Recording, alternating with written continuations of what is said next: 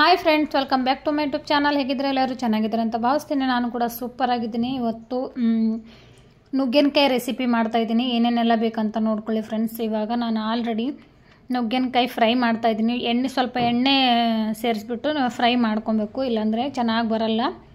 Fry ಮಾಡಿಕೊಂಡು ಒಂದು ಬೌಲಲ್ಲಿ ತೆಗೆದಿಟ್ಟಿದ್ದೀನಿ. ಇವಾಗ ಅದೇ ಕಡಾಯಿಯಲ್ಲಿ 1 ರಿಂದ 3 ಇಲ್ಲ 4 ಸ್ಪೂನ್ ಎಣ್ಣೆ, ಮತ್ತು ಅದಾದಮೇಲೆ ಜೀರಿಗೆ, ಸಾಸಿವೆ ನಾವು ಆ್ಯಡ್ ಮಾಡಿಕೊಂಡು ಸ್ವಲ್ಪ ಚಿಟಪಟ ಅಂತ ಸೌಂಡ್ ಬರೋವರೆಗೂ ಬಿಟ್ಟು ಈರುಳ್ಳಿ ಆ್ಯಡ್ ಮಾಡಬೇಕು. ಇವಾಗ ನೋಡಿ, ಜೀರಿಗೆ, ಸಾಸಿವೆ ಆ್ಯಡ್ ಮಾಡಿದೆ. ಜೀರಿಗೆ ಚಿಟಪಟ ಅಂತ ಸೌಂಡ್ ಬಂದಾದಮೇಲೆ ನಾವು ಈರುಳ್ಳಿ ಆ್ಯಡ್ ಮಾಡ್ಕೊಬೇಕು. ಸ್ವಲ್ಪ ಈರುಳ್ಳಿ ಜಾಸ್ತಿನೇ ಆ್ಯಡ್ ಮಾಡ್ಕೊಳ್ಳಿ ಫ್ರೆಂಡ್ಸ್. ನುಗ್ಗೆನಕಾಯಿ ಫ್ರೈ ಏನಿರುತ್ತಲ್ವ, ಸೂಪರ್ ಟೇಸ್ಟಾಗಿ ಬರುತ್ತೆ. ಈರುಳ್ಳಿ ಸ್ವಲ್ಪ ಜಾಸ್ತಿನೇ ಇರಬೇಕು, ಟೇಸ್ಟಿ ಚೆನ್ನಾಗಿರುತ್ತೆ. ಇವಾಗ ಹಸಿ ಸ್ಮೆಲ್ ಹೋಗೋವರೆಗೂ ಸ್ವಲ್ಪ ಈ ಥರ ಬಿಡೋಣ ಹಾಗೆ. ಇವಾಗ ಅದಾದಮೇಲೆ ಹಸಿ ಮೆಣಸಿನಕಾಯಿ ಮತ್ತು ಕೊತ್ತಂಬರಿ ಎರಡು ಒಂದೇ ಟೈಮಲ್ಲಿ ಆ್ಯಡ್ ಮಾಡಿಕೊಂಡೆ ನೋಡಿ. ಇವಾಗ ಸ್ವಲ್ಪ ಬೆಳ್ಳುಳ್ಳಿ ಪೇಸ್ಟ್ ಇರುತ್ತಲ್ಲ, ನಾನು ಮನೆಯಲ್ಲೇ ಜಜ್ಜಿರುವಂಥ ಬೆಳ್ಳುಳ್ಳಿ ಸ್ವಲ್ಪ ಬಿಡಬೇಕು ಫ್ರೆಂಡ್ಸ್. ಹಸಿ ಸ್ಮೆಲ್ ಹೋಗೋವರೆಗೂ ಸ್ವಲ್ಪ ಬಿಡಬೇಕು. ಏನಕ್ಕಂದರೆ ಹಸಿ ಸ್ಮೆಲ್ ಇದ್ದರೆ ಯಾವುದು ಟೇಸ್ಟ್ ಬರಲ್ಲ. ಇವಾಗ ನೋಡಿ ಸ್ವಲ್ಪ ಬಿಟ್ಟೆ, ಕಲರ್ ಕೂಡ ಚೇಂಜ್ ಆಯಿತು. ಇವಾಗ ಇದೇ ಟೈಮಲ್ಲಿ ಟೊಮೊಟೊ ಆ್ಯಡ್ ಮಾಡ್ತೀನಿ. ಟೊಮೊಟೊ ಸ್ವಲ್ಪ ಇನ್ನೂ ಜಾಸ್ತಿ ಇರಬೇಕು ಫ್ರೆಂಡ್ಸ್. 2 ರಿಂದ ಮಿನಿಮಮ್ 4 ಆದರೂ ಇರಬೇಕು. ನುಗ್ಗೆನಕಾಯಿ ಫ್ರೈ ಮಾಡಬೇಕು ಅಂದರೆ ಟೊಮೊಟೊ ಜಾಸ್ತಿ ಇರಬೇಕು. ನಾವು ನೀರು ಇಷ್ಟು ಜಾಸ್ತಿ ಜನ ಇದ್ದರೆ ನೀರು ಜಾಸ್ತಿನೇ ಸಾಂಬಾರು ಥರ ಮಾಡ್ಕೋಬೋದು. ನೀರಿನ ಅಂಶ ಜಾಸ್ತಿ ಇರುತ್ತೆ ಅಲ್ವಾ ಟೊಮೊಟೊದಲ್ಲಿ.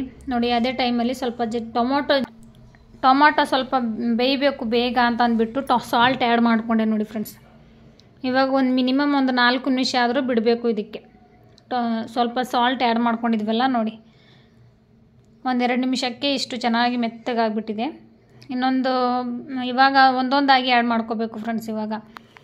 ಇವಾಗ ಟರ್ಮರಿ ಆ್ಯಡ್ ಮಾಡಿಕೊಂಡೆ ನೋಡಿ, ಕಾಣಿಸ್ತಾ ಇದೆಯಾ? ಸ್ವಲ್ಪ ಚಿಲ್ಲಿ ಪೌಡರು ಒಂದೊಂದಾಗಿ ಆ್ಯಡ್ ಮಾಡಿಕೊಂಡು ಚೆನ್ನಾಗಿ ತಿರುಗಿಸ್ತಾ ಇರಬೇಕು. ಹಸಿ ಸ್ಮೆಲ್ ಹೋಗಬೇಕಲ್ವ ಫ್ರೆಂಡ್ಸ್. ಹಾಗಾಗಿ ಸ್ವಲ್ಪ ಬೇಗ ಒಂದೊಂದಾಗಿ, ಏನಕ್ಕಂದರೆ ಟೊಮೊಟೊದಲ್ಲಿ ನೀರಿನ ಅಂಶ ಜಾಸ್ತಿ ಇರುತ್ತೆ. ಹಾಗಾಗಿ ಇವಾಗ ಧನಿಯಾ ಪೌಡರ್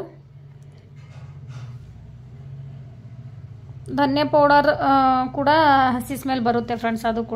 ಅದು ಕೂಡ ಚೆನ್ನಾಗಿ ಹಸಿ ಸ್ಮೆಲ್ ಹೋಗೋವರೆಗೂ ತಿರುಗಿಸ್ಬೇಕು. ಇವಾಗ ಗರಂ ಮಸಾಲ ಅಂದರೆ ತರಕಾರಿ ಮಸಾಲ ಏನು ತರ್ತೀವಲ್ಲ, ಅದು ಆ್ಯಡ್ ಮಾಡಿಕೊಂಡೆ ನೋಡಿ ಫ್ರೆಂಡ್ಸ್.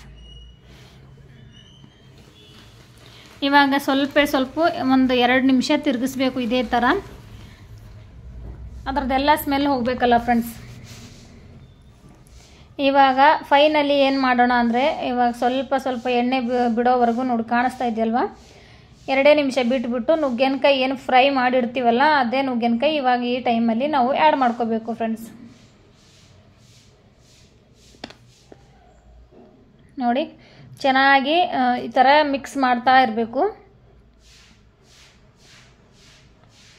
ಇವಾಗ ಚೆನ್ನಾಗಿ ಮಿಕ್ಸ್ ಮಾಡಿ ನಾನು ಮತ್ತೆ ರಿವರ್ಸ್ ಬಂದೆ, ಫೋನ್ ಕೆಳಗಡೆ ಇಟ್ಬಿಟ್ಟು ಮಿಕ್ಸ್ ಮಾಡಿದೆ ಫ್ರೆಂಡ್ಸ್. ಇವಾಗ ಸ್ವಲ್ಪ ನಮಗೆ ಎಷ್ಟು ಬೇಕು, ನಾವು ಎಷ್ಟು ಜನ ಇದ್ದೀವಿ ಅಂತ ನೋಡಿಕೊಂಡು ವಾಟ್ರ್ ಆ್ಯಡ್ ಮಾಡ್ಕೋಬೇಕು ಫ್ರೆಂಡ್ಸ್. ಸೂಪರ್ ಟೇಸ್ಟ್ ಬರುತ್ತೆ, ಕೇಳಲೇಬೇಡಿ. ಸೂಪರ್ ಟೇಸ್ಟ್ ಸಾಂಬಾರು ಇರಬೇಕು ಇದ್ರ ಜೊತೆ. ಇದು ಗಟ್ಟಿ ಆಗುತ್ತೆ ಫ್ರೆಂಡ್ಸ್. ಇಷ್ಟು ನೀರು ನಾವು ವಾಟರ್ ಆ್ಯಡ್ ಮಾಡ್ಕೊಂಡಿದ್ದೀವಲ್ಲ, ಇದು ಫುಲ್ಲು ಕುದ್ದಾದ್ಮೇಲೆ ಗಟ್ಟಿ ಆಗುತ್ತೆ.